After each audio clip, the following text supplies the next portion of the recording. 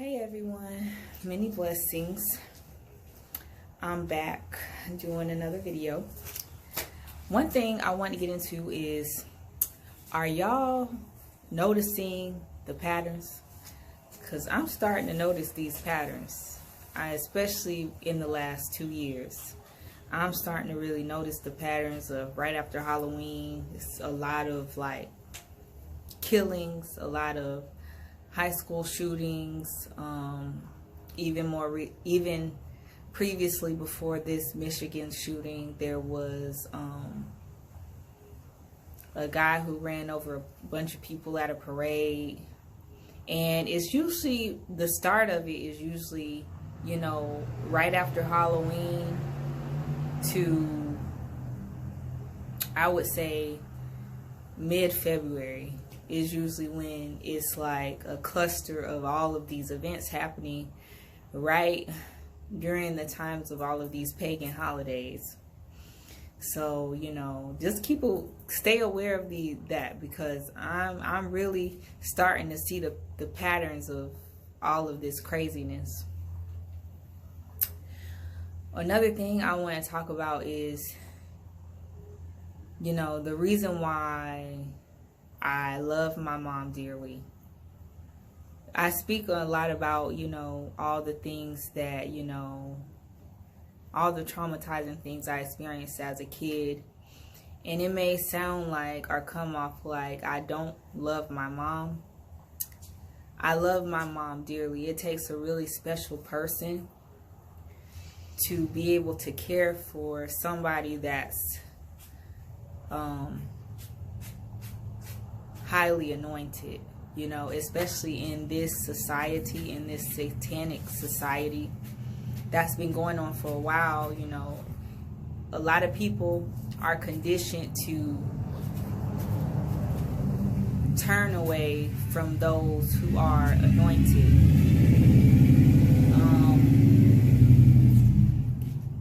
And I don't think it's something that people even are aware of spiritually. It's just naturally a lot of people treat those who are highly anointed by Yah, you know, bad, or, you know, is not accepting of us. And I think my mom was chosen by Yah to raise me. Honestly, it takes a really strong person to, you know, raise somebody who's touched by Yah in this current system of democracy. And I think what cut me the deepest, you know, I really admire my mom. I really still do admire my mom in a lot of ways. She's a very strong person. When my mom really puts in the effort to love you and care for you, you know, she goes that extra mile. Like she's the type of person where you want her love and her care when she gives it to you. But then, you know, like anyone, there's a light and a dark. My mom, you know, just like anybody else, has a past, you know. Like I said, she was raised by my grandma. I'm sure she experienced a lot of trauma herself through that whole situation of being raised by her grandma, not her mom. You know, my mom is a social worker as well. She worked in children's with disabilities, and, you know, she experienced, you know, the system and how hard it is. My mom even told me, well, I even told my mom, like, after she changed her job, I had to be about 13. She completely changed, but it was a time where my mom would just come home miserable. Just miserable, you know, and now, before I didn't know, I was just a kid, you know, but now I know it was, you know, the work that she was enduring, and then having to come home to 2 kids, you know, who, you know, probably weren't listening and doing what, you know, she wanted us to do,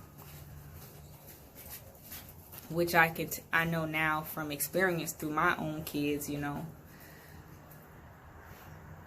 But, you know, when you're a kid, when you're a child, you don't know,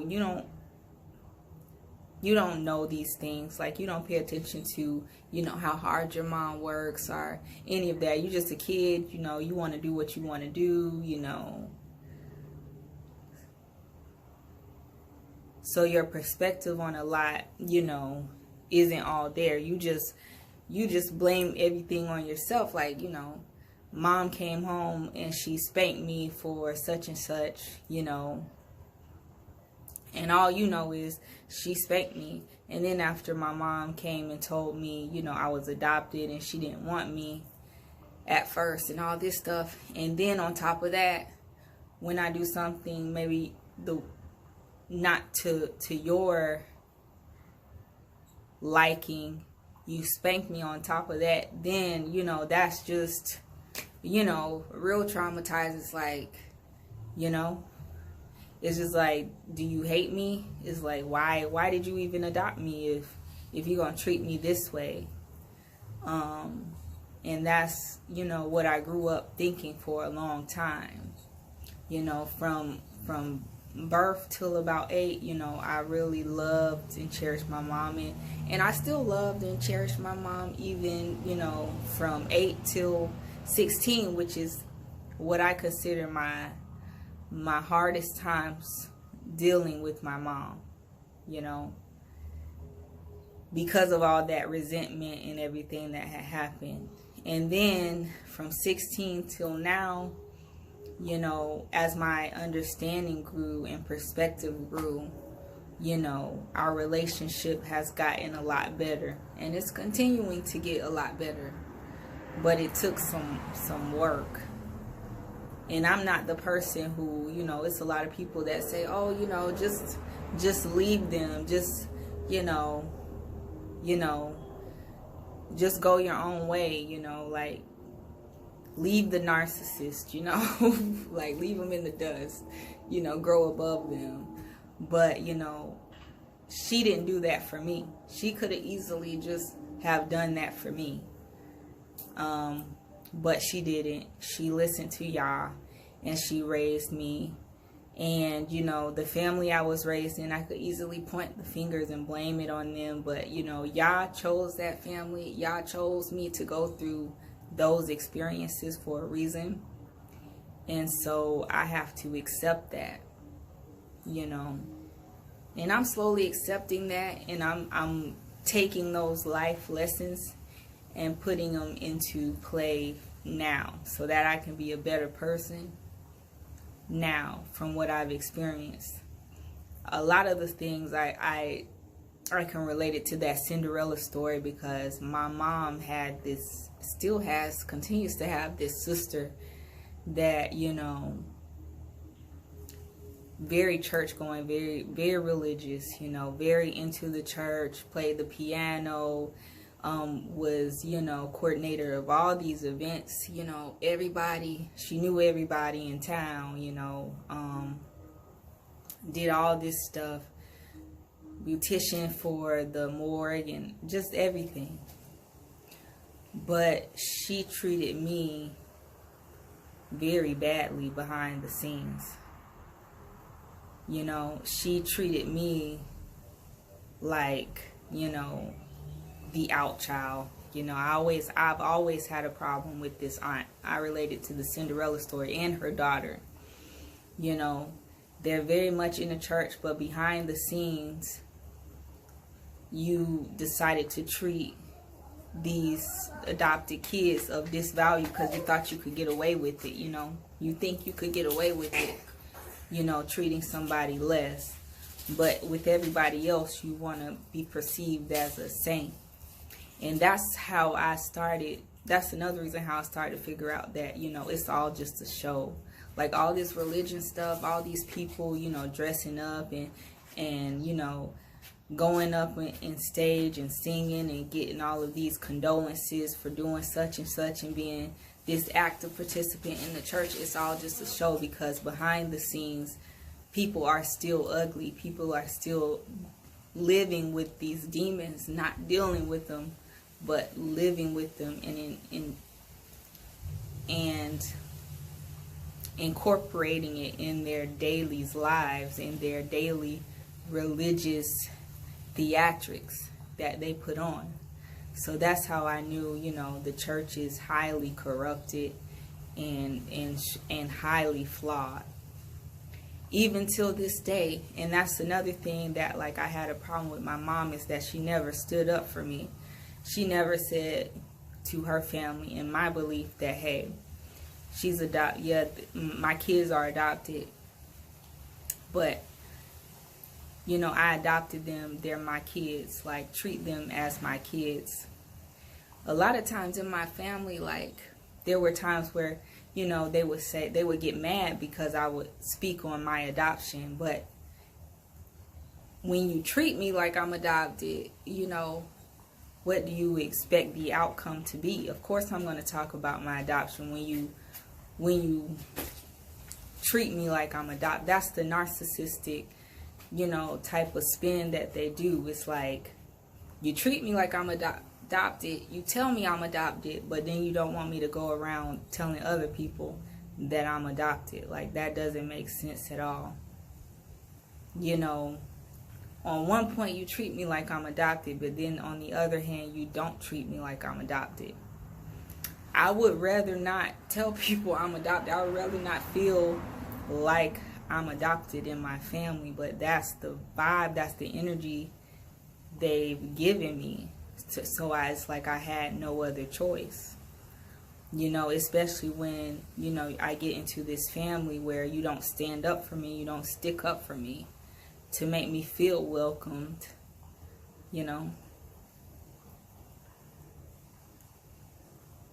So I've had to literally stick up for myself. Even now today, like, my aunt and her daughter, like, sees the way my mom has been interacting with us. My mom has started tutoring, my oldest son, helping to tutor.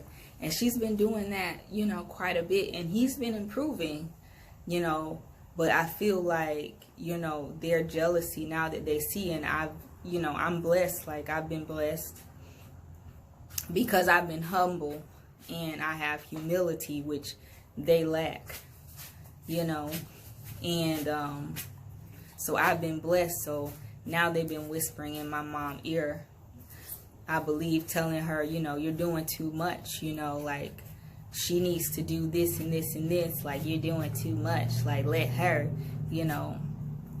And so that's been playing with my mom, and now she's now wanting to go down to, like, only a few times a week. Now she's... Can you ride the car toys? In a little bit, buddy. In a little bit. Let me finish. Now she's, like, trying to convince herself that, she's too busy. That now she's too busy to study with my son as much, And I know it's because of them. They've always been doing this. Always trying to, find a way to make my life seem more miserable than theirs or hers, Now it's finances. Now they want to try to, talk about, how we need to budget and being financially responsible, and don't be spending your money here. That's sweetheart, that's none of your business how I spend my money, honey. You haven't helped me with anything so far, You haven't helped me get to where I am, My finances has nothing to do with you, honey. If you've helped me, but you have not helped me in any way, so you don't need to worry about where my money is going, how I'm spending my money. That's got nothing to do with you, sweetheart. And so it is what it is, the same as this system now. Don't worry about what I got going on. Just know that I'm blessed.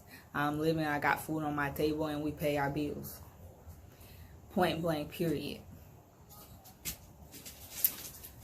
And so that's just what I've been dealing with my mom. But I know every family has their issues. Every family has their issues. This is just my issues and what I'm dealing with. And the reason why I don't just up and leave my mom or anything like that is because, you know, Yah has shown me that if you do what these people aren't able to do, if you show compassion, if you show love, if you humble down and show humility, you will find that these people, whether they like it or not, will begin to work in your favor. They might not even like it, they might not even see it, but these people will begin to work in your favor. Y'all will use these people so to your advantage. And so that's what I've been learning through my time, you know, through my experience. Chris, no.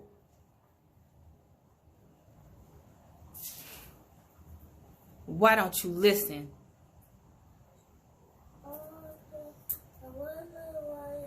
I told you to wait. I'm almost done. So that's what that's the last little bit I wanted to leave y'all with. I love my mom dearly, you know. I'm going to fight for my mom until her last breath, and even after that, you know. But that's just some of the trauma that I've had to fight through in my teenage years and even up into adulthood. Is my low self-esteem,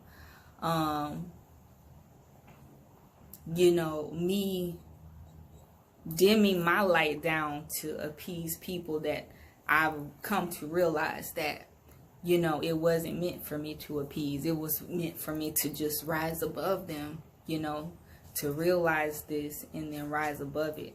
That's what my real purpose was. But for a long time, I was dimming my life to appease people that just weren't meant to be appeased. That's just completely stuck in a lower level vibration. And that's all I wanted to tell y'all today. Sending y'all much love, peace, light on this beautiful day. It's hot here. I don't know about anywhere else, but it is hot, scorching today. This sun is beaming today. Many blessings. Another thing that just came to my mind is that, you know, the reason why, and this is the reason why my mom felt like she just, for some reason, just had to tell me I was adopted, was because I guess when I was young and I was at my aunt's house, we were celebrating Thanksgiving over there at her house, and her daughter had apparently told me and my brother that we were adopted, which it didn't really faze me. I didn't even really remember it. You know, I didn't think too much of it. I just told her, apparently I had told her, no, you know. And then from that, my mom took it as a sign that she needed to tell me I was adopted. You know, and that's another thing, like, this cousin has yet to even apologize for that, you know. She's yet to apologize for that. And then throughout all my life, like, they've treated me a certain kind of way. Like, they've treated me bad. Like, there was instances where my mom would leave me over at my aunt's house because they had wanted to go on a date or go on a trip. And there were certain instances where she wouldn't even offer me food. Like, they would go to, you know, all these out to eat and stuff like that. Apparently, I wasn't good enough to be offered any of that food, you know, like, they would only give me, you know, the leftovers or food that was at the house. They wouldn't, you know, get me the stuff that they were all eating, you know. Or, you know, my aunt is a beautician, and there was instances where she would just leave the perm in my head, like literally leave the perm in my head to where it was literally burning my scalp. There was this one last time I went to her shop, and I was just like, that's it. And I think I was about like 13. But after that, I said I was never going to go to her shop again. Luckily, I had a neighbor that was a beautician that I was half going to her, half going to my aunt. But I completely had to stop going to my aunt for that reason in itself, you know.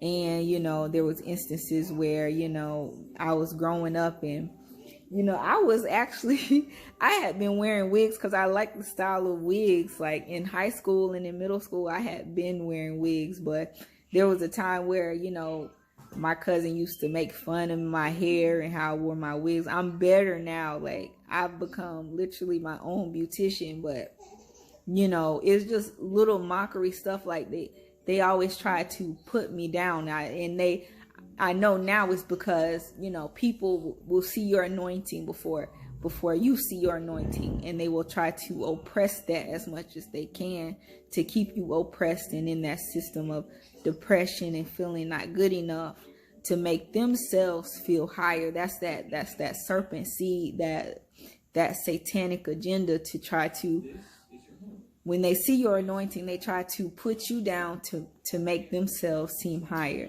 But you have to just rise above it. Once you see it, you know, I've experienced this my whole life to now, you know, there's no deceiving me, because I can pinpoint it out and rise above that to see, hey, you know, it's them that are at a lower level that are trying to buff themselves up to make themselves seem higher, when really that's not the case.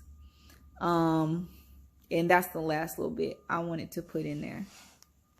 Much love and blessings.